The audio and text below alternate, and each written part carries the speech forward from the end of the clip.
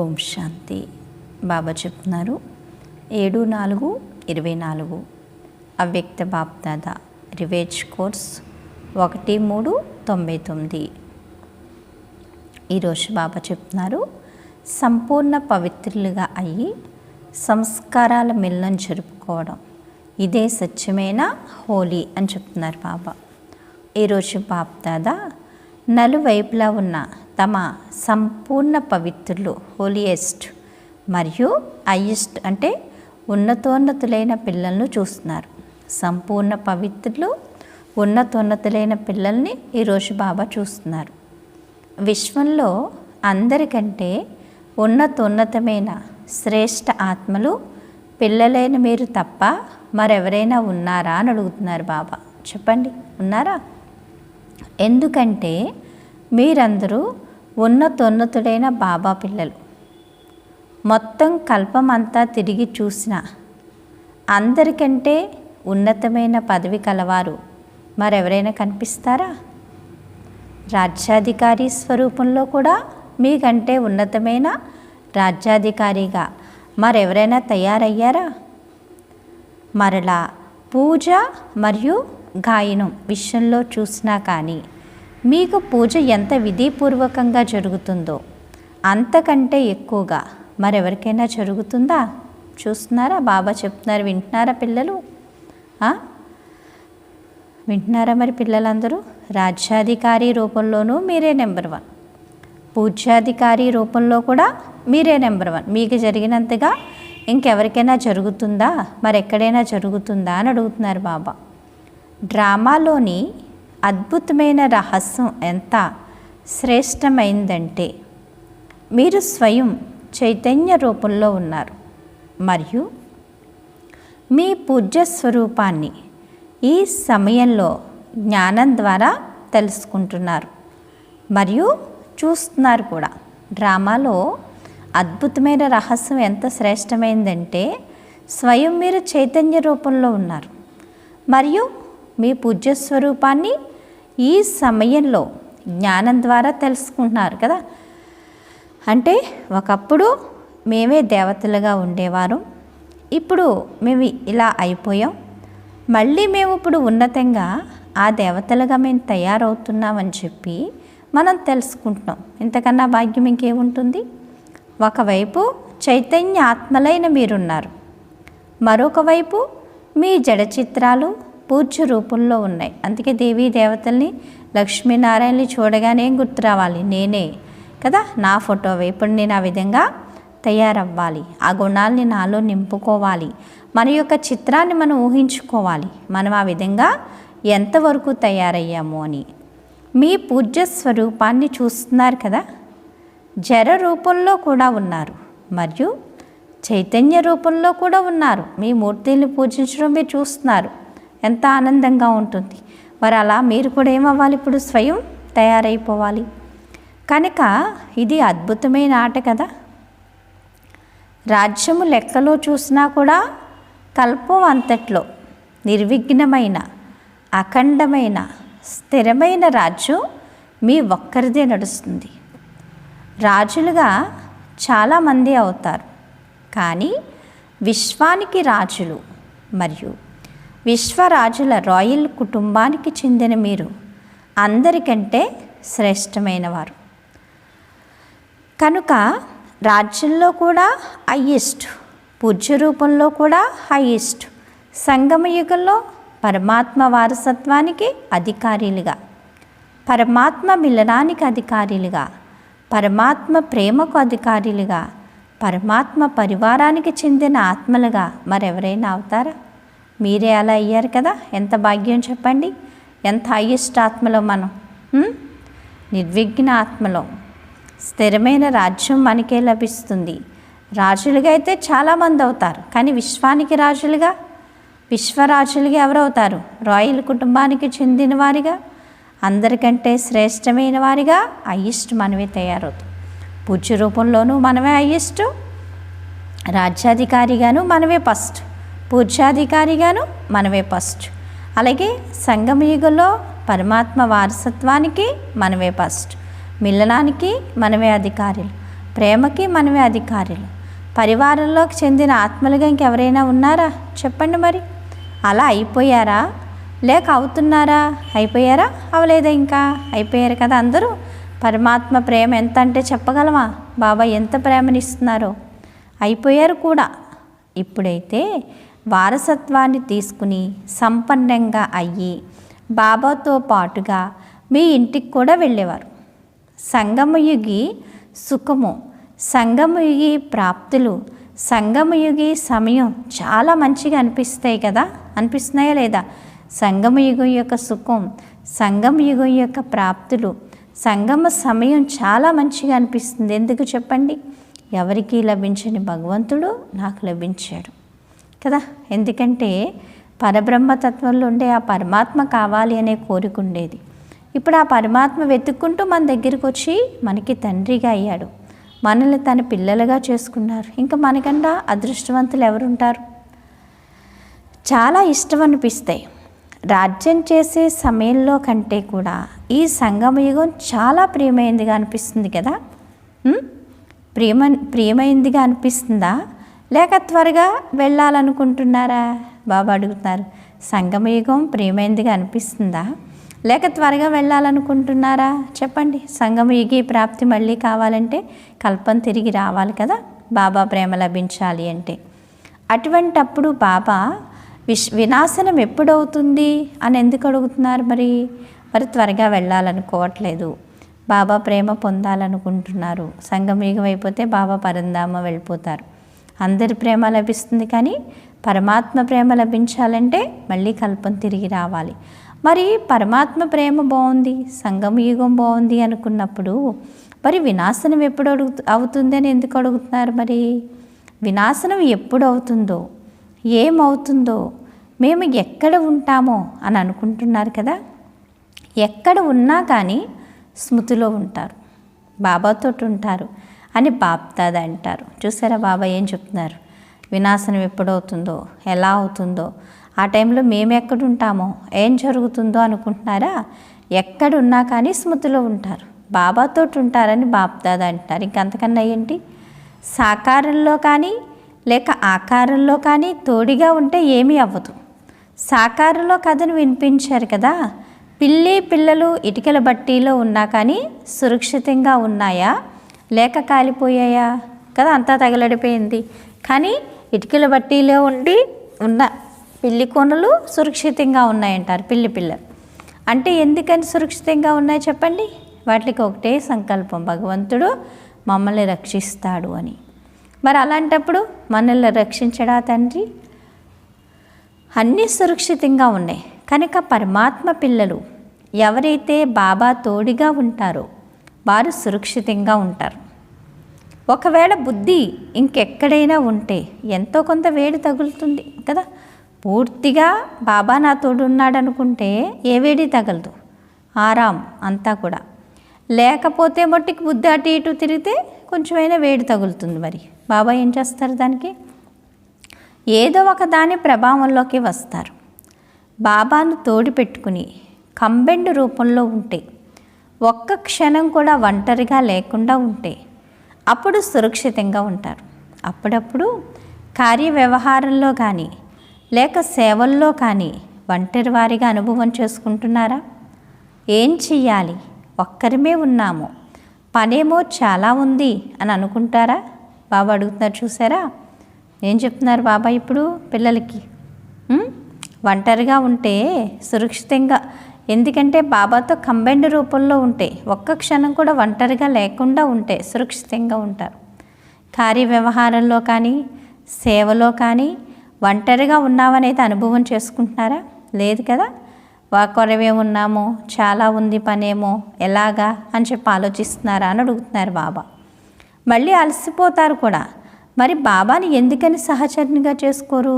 మీరు ఒక్కరే అనుకుంటే కష్టమైపోతుంది. బాబా చేయిస్తున్నారు అనుకుంటే సహజమైపోతుంది కదా. వేలాది భుజాలు ఉండే తండ్రి తోడులో ప్రతిదీ సహజమే. 2 చేతులు కలవారిని సహచరులుగా చేసుకుంటారు, కానీ వేల చేతులు కలవారిని ఎందుకని సహచరులుగా చేసుకోరు? 2 చేతులు ఉన్నవాళ్ళు తోడు కోరుకుంటున్నారు, మరి వేలాది భుజాలు ఉండే తండ్రి తోడుని ఎందుకు మీరు కోరుకోవట్లేదు? ఎవరు ఎక్కువ సహయోగాన్ని ఇస్తారు చెప్పండి? ఎవరు ఎక్కువ సాయం చేస్తారు మనకి? వేల చేతులు కలవారా లేక 2 చేతులు కలవారా? 2 చేతులు కలవాళ్ళు ఇష్టమైతే చేస్తారు, ఇష్టం లేకపోతే చేయరు. కానీ వేల చేతులు ఉండేవాడు సదా కదా సర్వకాల సర్వావస్థలందు బాబా మనకి ఎప్పుడు తోడుగానే ఉంటారు. మన నీడ మనల్ని ఎలాగైతే మన కూడానే ఉంటుందో, మనం ఎటు తిరిగితే అటు తిరుగుతుందో, బాబా కూడా మనకి ఎప్పుడు అలాగే తోడుగానే ఉంటారు. కానీ పిల్లలు ఏం చేయట్లేదంటే అనుభవం చేసుకోవట్లేదు. దానివల్ల బాబా మాకు సాయం చేయలేదు, బాబా మాకు సహాయం చేయట్లేదు కదా, బాబా తోడు మాకు అనుభవం అవ్వట్లేదు, బాబా ప్రేమ మేము పొందలేకపోతున్నాం. ఎందుకని అంటున్నారు? మనకి అనుభవం చేసుకోవడం రాకపోవడం వల్ల. అంతే తప్పించి భగవంతుడు ఇవ్వడంలో అయితే ఎప్పటికీ తేడా లేదు. ఆయన ఎప్పుడు అందరికీ ఒకలాగే ఇస్తాడు. కానీలోనే ఉంది మొత్తం కష్టమంతా. సంగమ యుగంలో బ్రహ్మకుమారులు బ్రహ్మకుమారీలు ఒంటరి వారిగా ఉండచాలరు. వింటున్నారా అందరూ బాగా? కేవలం ఏం జరుగుతుందంటే సేవలలో కానీ కర్మయోగంలో కానీ చాలా బిజీగా ఉంటే అప్పుడు తోడుగా ఉన్నవారిని మర్చిపోతున్నారు, మళ్ళీ అలసిపోతున్నారు. అర్థమవుతుందా? సేవలోనో కర్మయోగంలోనో బిజీగా ఉండి కుమారీలు ఎప్పుడు ఒంటరివారు కాదు, బాబా తోడే ఉంటారు. మనం బిజీ అయిపోయి ఎవరిని మర్చిపోతున్నాం? బాబాని మర్చిపోతున్నాం. అప్పుడు అలసిపోతున్నారు. అలసిపోయాం, ఇప్పుడు ఏం చెయ్యాలి అని మళ్ళీ మీరే అంటారు. అలసిపోవద్దు, మీకు సదా తోడునివ్వడానికి బాప్దాదా వచ్చారు. పరంధామాన్ని కూడా వదిలి ఎందుకు వచ్చారు? నిద్రపోతున్నప్పుడు, మేల్కొన్నప్పుడు, కర్మ చేస్తున్నప్పుడు, సేవ చేస్తున్నప్పుడు తోడునివ్వడానికే బాబా వచ్చారు. అందరూ గుర్తుపెట్టుకోండి ఈ మాట, ఎవరు మర్చిపోవద్దు ఎప్పుడు కూడా. అర్థమైందా? ఎప్పుడు మర్చిపోకూడదు. ఇది మన స్వప్నంలో కూడా మర్చిపోకూడదు. తెలుస్తుందా? అలసిపోకండి, ప్రతి సెకండు నేను తోడుంటానని చెప్తున్నారు బాబా. బాబా పరంధామాన్ని కూడా వదిలి ఎందుకు వచ్చారు? పిల్లలకి తోడివ్వడానికి. నిద్రపోతున్నప్పుడు, మేల్కొన్నప్పుడు, పని చేస్తున్నప్పుడు, సేవ చేస్తున్నప్పుడు కదా, ఎప్పుడూ మీకు నేను తోడుంటానని చెప్తున్నారు. ఇంతకన్నా భరోసా మనకి ఎవరిస్తారు? బ్రహ్మ బాబా కూడా మీ అందరికీ సహయోగాన్ని ఇచ్చేందుకే అవ్యక్తనిగా అయ్యారు. వ్యక్త రూపంలో కంటే కూడా అవ్యక్త రూపంలో సహయోగాన్ని ఇచ్చే వేగం చాలా తీవ్రమైనదిగా ఉంది కదా. మరి బ్రహ్మబాబా మధువనంలో అయితే అక్కడే ఉంటారు, మనమే అక్కడికి వెళ్ళాలి. కానీ ఇప్పుడు సూక్ష్మంగా అయితే బాబా ఎవరు పిలిస్తే వాళ్ళ దగ్గరికి ఎంత కావాలంటే అంత, ఎప్పుడు కావాలంటే అంత శక్తిని ఇవ్వడానికి బాబా వస్తున్నారు. ఇంకా అంతకన్నా భాగ్యం ఏంటి చెప్పండి? కనుక బ్రహ్మబాబా కూడా తన వతనాన్ని మార్చుకున్నారు. కనుక శివబాబా మరియు బ్రహ్మబాబా ఇరువురు ప్రతి సమయం మీ అందరికీ సహయోగాన్ని ఇచ్చేందుకు సదా హాజరై ఉన్నారంట. హాజరుగా ఉన్నారు. మీరు బాబాని అనుకోగానే సహయోగాన్ని అనుభవం చేసుకుంటారు. ఒకవేళ మీరు సేవ సేవ సేవ అని ఆ స్మృతిలోనే ఉంటే, బాబాని వేరు చేసి చూస్తుంటే బాబా కూడా సాక్షిగా చూస్తారు. తెలిసిందా? సేవ సేవ సేవ సేవ అనుకుంటూ అది ఎవరి సేవ? ఏ సేవ? సేవ సేవ సేవ అనుకుంటూ కూర్చుంటే బాబా కూడా సాక్షి అయిపోతారట. సేవ సేవ కాదు, బాబా సేవ. బాబాని సాతి చేసుకోండి మీరు, అప్పుడు సాక్షి అయిపోయినా బాబా సాతి అయిపోయి ఆ కార్యాన్ని పూర్తి చేయిస్తారు. వీళ్ళు ఎంతవరకు ఒంటరిగా చేస్తారో చూస్తామని అనుకుంటారట. అయినా కూడా రావాల్సిందైతే ఇక్కడికే. కనుక తోడును వదలకండి. మీ అధికారమును మరియు ప్రేమనే సూక్ష్మ దారాల్లో బంధించి ఉంచుకోండి. వాటిని లూచిగా వదిలేస్తారు, స్నేహాన్ని డీలా చేసేస్తారు, స్మృతిలో నుండి అధికారాన్ని కాస్త పక్కకు పెట్టేస్తారు. అలా చేయొద్దు. బాబా చూసారు ఎలా చెప్తున్నారో? పిల్లలు స్నేహాన్ని డీలా చేయకండి, స్మృతిలో నుండి అధికారాన్ని పక్కన పెట్టకండి, తాడిని ఎప్పుడు లూచిగా ఉంచకండి, మాయ వచ్చేస్తుంది. స్వయం సర్వశక్తివంతుడు తోడును ఆఫర్ చేస్తున్నారు. మరి అటువంటి ఆఫర్ మొత్తం కల్పంలో మరి ఎప్పుడైనా దొరుకుతుందా? దొరకదు కదా. సరే, వీళ్ళు ఎంతవరకు ఒంటరిగా చేస్తారో చూద్దామని బాప్దాదా కూడా సాక్షిగా చూస్తారట. మనం పరిగెడుతున్నాం అనుకోండి బాబాని తోడు చేసుకోకుండా, అప్పుడు బాబా కూడా ఉంటారు, కానీ బాబా సాక్షిగా అలా చూస్తారు. చూద్దాం ఎంతవరకు వెళ్తారు. ఎప్పుడు బాబా అంటే అప్పుడే నేను ప్రత్యక్షం అవుతానంటున్నారు బాబా. సంగమయుగి సుఖాన్ని అందులోని సంబరాలు సరదాలను ఎమర్జ్ చేసుకోండి. బుద్ధి బిజీగా ఉంటుంది కదా, బిజీగా ఉన్న కారణంగా స్మృతి మార్చైపోతుంది. ఆలోచించండి, మొత్తం రోజంతా బాబా స్మృతి ఉంటుందా లేక బాబా స్మృతిని మర్చిపోతున్నారా అని ఎవరినైనా అడిగితే ఏమంటారు? మర్చిపోము అని అంటారు. స్మృతి ఉంటుంది అన్నదైతే కరెక్టే, కానీ ఎమర్జీ రూపంలో ఉంటుందా లేక మార్చై ఉంటుందా? స్థితి ఎలా ఉంటుంది కదా. ఎమర్జీ అంటే ప్రత్యక్ష రూపపు స్థితి మరియు మార్చి అంటే గుప్త రూపపు స్థితిలో తేడా ఏంటి? ఎమర్జీ రూపంలో స్మృతిని ఎందుకు ఉంచుకోరు? ఎమర్జీ రూపంలోని శక్తి సహయోగం సఫలత చాలా ఉన్నతమైంది. స్మృతినైతే మర్చిపోలేరు, ఎందుకంటే ఒక్క జన్మ సంబంధం కాదు. శివ్ బాబా సత్యయుగంలో తోడుగా లేకపోయినా కానీ సంబంధం అయితే ఇదే ఉంటుంది కదా, బాబా చెప్తున్నారు. అందువలన మర్చిపోలేరు కదా. బాబాని కల్పం అంతా కూడా మనం మర్చిపోం, బాబా ఎప్పుడు మనకి తోడుంటారు. ఇది నిజం.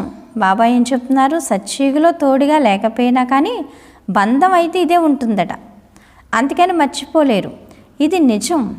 ఏదైనా విజ్ఞానికి వశమైనప్పుడు మర్చిపోతారు కూడా, కానీ మామూలుగా నేచురల్ రూపంలో ఉన్నప్పుడైతే మర్చిపోరు, కానీ మార్చై ఉంటుంది కనుక తోడు యొక్క అనుభవం మార్చి రూపంలో ఉందా లేక ఎమర్జీ రూపంలో ఉందా అన్నదాన్ని పదే పదే చెక్ చేసుకోండి అని బాప్దాదా అంటారు. ప్రేమ అయితే తప్పకుండా ఉంది. ప్రేమ తెగిపోగలదా చెప్పండి? ప్రేమ తెగిపోగలదా? ఎప్పటికీ తెగిపోలేదు. ప్రాణం పోయినా ప్రేమ పోదు కదా, తెగిపోలేదు కదా. ప్రేమ తెగిపోలేనప్పుడు ప్రేమ యొక్క లాభాన్ని పొందండి. లాభాన్ని పొందే పద్ధతిని నేర్చుకోండి. ప్రేమయే బాబా వారిగా తయారు చేసింది అన్నది బాప్దాదా చూశారు. ప్రేమయే మధువన నివాసిగా చేస్తుంది. మీ స్థానాల్లో ఎలా ఉన్నా ఎంత శ్రమ చేసినా అయినా సరే మధువనానికి చేరుకుంటారు.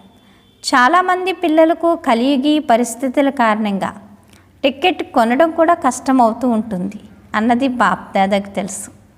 అయినా కానీ ప్రేమయే చేరుస్తుంది అన్నది బాప్దాదా చూశారు. అంతే కదా, ప్రేమ ఉండడం వల్ల చేరుకుంటారు కదా. ప్రేమ ఉందనుకోండి, ప్రేమ కష్టాన్ని అనుభవం చేయించదు. ఎంత కష్టపడైనా సరే బాబాని కలుసుకోవడానికి మనం వెళ్ళిపోతాం.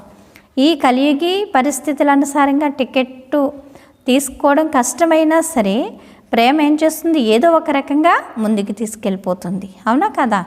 ఎంత ప్రేమ ఉంది మరి బాబా అంటే మనకి చెప్పండి. బాబా అంటున్నారు అయినా కానీ ప్రేమయే చేరుస్తుంది అనేది బాప్దాదా చూశారట. అంతే కదా, ప్రేమ ఉండడం వల్ల చేరుకుంటారు. కానీ రోజు రోజుకు పరిస్థితులు అయితే ఎక్కువయ్యేదే ఉంటుంది. స్వచ్ఛమైన హృదయాన్ని చూసి శివబాబా తప్పకుండా సంతోషిస్తారు. కానీ స్థూల సహయోగం కూడా ఎక్కడక్కడ ఏదో ఒక విధంగా లభిస్తుంది. డబల్ విదేశీయులైనా భారతవాసీలైనా అందరినీ బాబా యొక్క ప్రేమ పరిస్థితులనే గోడను దాటిస్తుంది. అవును కదా, అవునా కదా చెప్పండి పిల్లలు, అవును కదా. మీ సెంటర్లో కూడా చూడండి, కొంతమంది పిల్లలు ఇక్కడి నుండి వెళ్తూనే తర్వాతి సంవత్సరం రాగలమో లేదో అని అనుకుంటారు. అయినా కూడా ఎలాగైనా చేరుకుంటారు. ఇది ప్రేమకు నిదర్శనం కదా. అచ్చా, బాబా ఏమంటున్నారో చూసారా? ఇక్కడి నుంచి మధువన్ నుంచి వస్తూనే పిల్లలు అనుకుంటారట, బాబా ఇప్పుడు ఏదో రకంగా డబ్బులు కూడా ఏదో రకంగా కష్టపడి ఏదో రకంగా ఎదుర్కొంటూ ఏదో రకంగా వచ్చాను, ఇంకా తర్వాత సంవత్సరం రాగలనో లేదో అనుకుంటారట. మళ్ళీ సంవత్సరం మళ్ళీ వాళ్ళే పస్తుంటారు. ఎందుకంటే బాబా ప్రేమ ఏం చేస్తుంది? ప్రేమకు నిదర్శనం ఏంటి?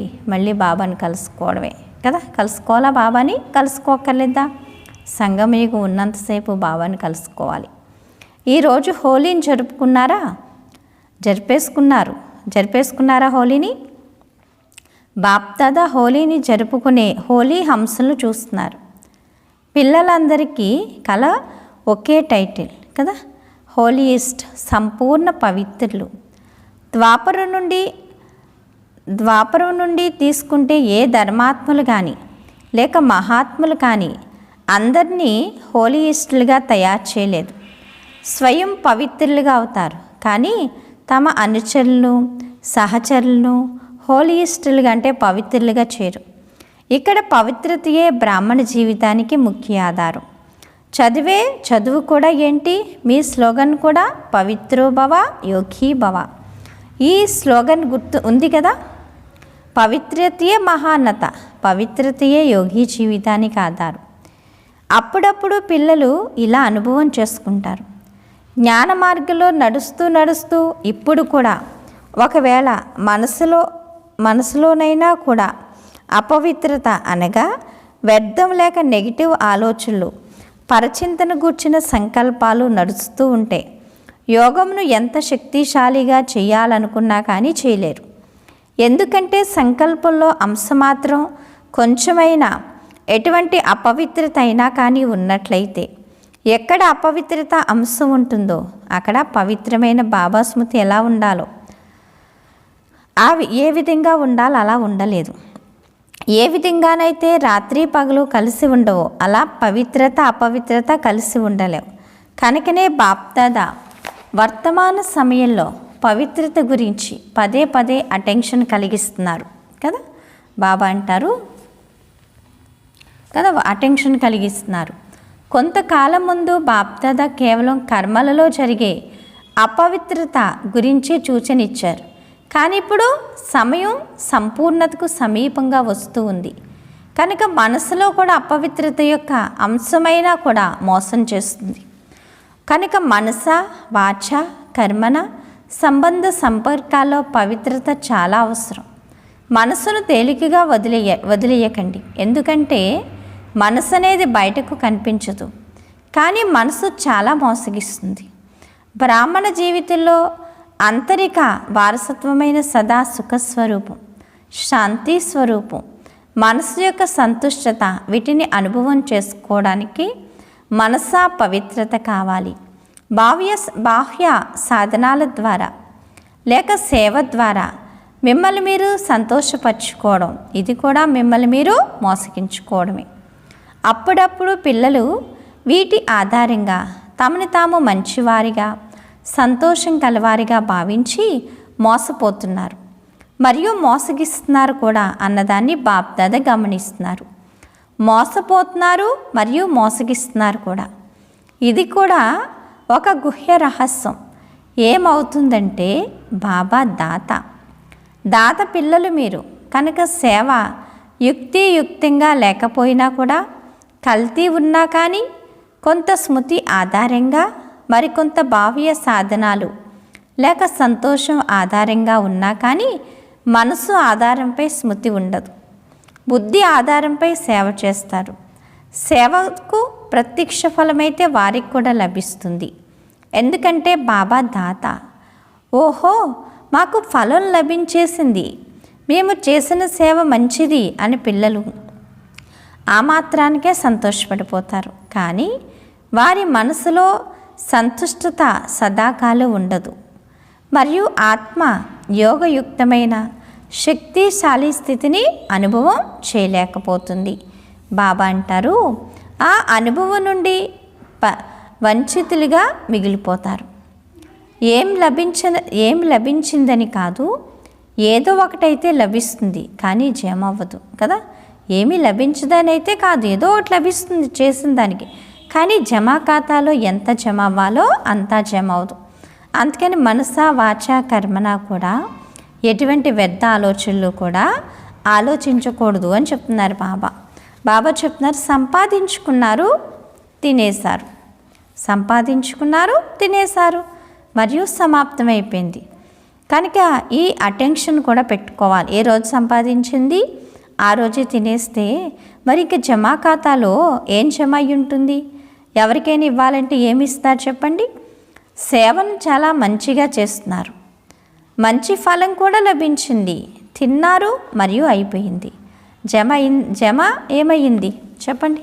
సేవ చేశారు, ఫలం లభించింది, తినేశారు, ఇంక జమ ఏమైనట్లు చెప్పండి? మంచి సేవ చేశారు, మంచి రిజల్ట్ వచ్చింది, కానీ అది సేవకు ఫలం లభించడం. జమ ఏమీ అవ్వదు. సేవ చేశారు, ఫలం లభించింది, అయిపోయిందంత అక్కడితో, జమ అవ్వదు. కనుక జమ చేసుకునేందుకు విధి మనస వాచ కర్మణ పవిత్రత. పవిత్రతయే పునాది. సేవలో కూడా పునాది ఏంటి? పవిత్రత. స్వచ్ఛంగా శుభ్రంగా ఉండాలి. మరే ఇతర భావాలు కలవకూడదు. భావంలో కూడా పవిత్రత, భావనలో కూడా పవిత్రత. హోలీ అన్నదానికి అర్థమే పవిత్రత. అపవిత్రతను కాల్చేయడం కనుకనే ముందు కాలుస్తారు, తర్వాత హోలీ జరుపుకుంటారు, తర్వాత పవిత్రంగా అయ్యి సంస్కారాల మిల్లాన్ని జరుపుకుంటారు. కనుక హోలీకి గల అర్థమే కాల్చడం, జరుపుకోవడం. బయట వారైతే ఆలింగనం చేసుకుంటారు, కానీ ఇక్కడ సంస్కారాలు కలపాలి, సంస్కారాలు కలవాలి. ఇదే మంగళమిల్లను. మరి ఇటువంటి హోలీని జరుపుకున్నారా, లేక కేవలం నాట్యం చేశారు అంతేనా అని అడుగుతున్నారు బాబా. పన్నీరు జల్లుకున్నారా, అది కూడా మంచిదే, బాగా జరుపుకోండి, బాప్దాదా సంతోషిస్తారు.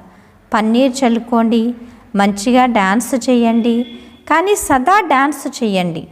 కేవలం 5-10 నిమిషాల డ్యాన్స్ కాదు, పరస్పరంలో గుణాల వైబ్రేషన్స్ వ్యాపింపచేయడం. పన్నీరు చల్లడం అంటే ఇదే, కాల్చడం అంటే ఏం కాల్చాలో మీకు తెలుసు కదా. ఎప్పటి వరకు కూడా కాలుస్తూనే ఉన్నారా అని అడుగుతున్నారు బాబా. మనలో ఏవైతే పాత స్వభావ సంస్కారాలు ఉన్నాయో అన్నిటినీ కాల్చేసి ఏం చేయాలి? ఆత్మని పవిత్రంగా తయారు చేసుకోవాలి అని చెప్తున్నారు బాబా.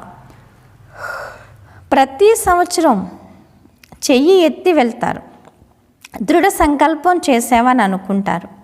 ధైర్యం అయితే పెట్టినందుకు బాప్దాదా సంతోషిస్తారు. మీ ధైర్యానికి బాప్దాదా అభినందిస్తారు కూడా. ధైర్యాన్ని పెట్టడమే మొదటి అడుగు. కానీ బాప్దాదాకు కల శుభ ఆశ ఏంటి? బాబాకి శుభ ఆశ ఏంటి చెప్పండి బాబాకి మన పైన? సమయం యొక్క డేటును చూడకండి. 2000లో అవుతుందా, 2001లో అవుతుందా, 2005లో అవుతుందా అన్నదాన్ని ఆలోచించకండి. సరే, ఎవరు రెడీగా కాకపోయినా సరే, దీనిని కూడా బాప్దాదా వదిలేస్తున్నారు. కానీ ఆలోచించండి, బహుకాలపు సంస్కారం ఏదైతే, సంస్కారం అయితే కావాలి కదా. బహుకాలపు పురుషార్థం బహుకాలపు రాజ్య అధికారిగా తయారు చేస్తుందని మీరు కూడా వినిపిస్తారు కదా. బాబా చెప్తున్నారు 2000లో అది అంటే ఎప్పుడు వినాశనం అవుతుంది, ఏ సంవత్సరంలో అవుతుందో అదంతా అనవసరం. మనం ఎప్పుడైతే తయారైపోతామో, పిల్లలు రెడీ అయిపోతారో, వినాశనం అప్పుడే మొదలైపోతుంది అంటున్నారు బాబా. బాబా చెప్తున్నారు, బహుకాలపు పురుషార్థం బహుకాలపు రాజ్యాధికారిగా తయారు చేస్తుంది అని మీరు కూడా వినిపిస్తారు కదా. ఒకవేళ సమయం వచ్చినప్పుడు దృఢ సంకల్పం చేస్తే అది బహుకాలం అయిందా లేక అల్పకాలమైందా అని అడుగుతున్నారు. సమయం వచ్చినప్పుడు దృఢ సంకల్పం చేసి సమయం వచ్చినప్పుడు తయారవుతామన్నారనుకోండి, అది ఎక్కువ కాలాంది అవుతుందా, అల్పకాలికం అప్పటికప్పుడు అవుతుందా చెప్పండి? ఎప్పటితో అవుతుంది? అల్పకాలికం అవుతుంది కదా. ఎందులో లెక్కింపబడుతుంది? అల్పకాలంలో లెక్కింపబడుతుంది. మరి అవినాశి తండ్రి నుండి ఏ వారసత్వాన్ని తీసుకున్నారు? అల్పకాలపు వారసత్వాన్ని తీసుకున్నారు. ఇది మంచిగా అనిపిస్తుందా? మంచిగా అనిపించదు కదా. బాబా అవినాశి తండ్రి. అవినాశి తండ్రి ఏం చేస్తున్నారు? మనకి అవినాశి వారసత్వాన్ని ఇస్తున్నారే కానీ వినాశీ వారసత్వాన్ని కాదు. కానీ పిల్లలు ఏం చేస్తున్నారు? అవినాశి దాన్ని పక్కన పెట్టి వినాశీ దాని వెనకాల పరిగెడుతున్నారు. కనుక బహుకాలపు అభ్యాసం కావాలి. ఎంతకాలం ఉంది అని ఆలోచించకండి. ఎంతగా బహుకాలపు అభ్యాసం ఉంటుందో అంతగా అంతిమంలో కూడా మోసపోరు. ఎంత సమయం ఉంటుంది, ఎప్పుడు వినాశనం అవుతుంది, ఏం జరుగుతుంది అదంతా అనవసరం, వదిలేయండి. నేను ఎంతవరకు తయారయ్యాను, నా యొక్క పురుషార్థం యొక్క ప్రాలబ్ధం ఏంటి, ఇదే ఆలోచించండి అని చెప్తున్నారు బాబా. బాబా చెప్తున్నారు అంతగా, ఎందుకంటే ఎంతగా బహుకాలపు అభ్యాసం ఉంటుందో అంతగా అంతిమంలో కూడా మోసపోరట.